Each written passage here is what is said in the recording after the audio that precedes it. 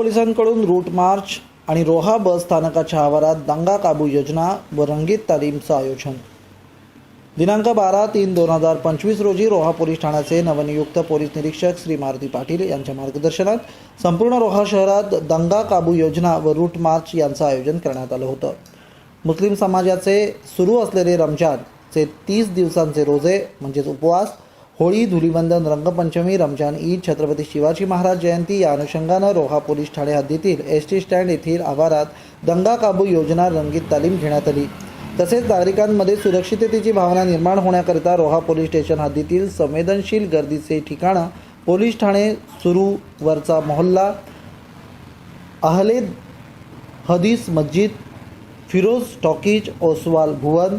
बोरी गल्ली, आडवी बाजारपेठ, तीनबत्ती नाका, येवले कॉर्नर, एसटी स्टँड, नगरपालिका नाका,